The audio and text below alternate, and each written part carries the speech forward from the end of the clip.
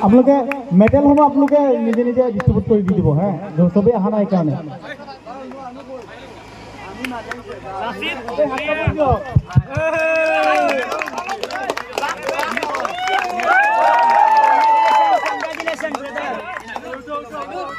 এতিয়া আমাৰ বিজয়ী দল খলিফা এফচি ইণ্টাৰনেশ্যনেল হয়নে আমি খেলুৱৈসকলক আগবাঢ়ি আহিবলৈ আমি অনুৰোধ জনাইছোঁ তেখেতসকলক সৈয়দ হুছেইন বৰভূঞা আদিল হুছেইন আনোৱাৰ হুছেইন লস্কৰ সভাপতি আমাৰ আজিৰ সভাৰ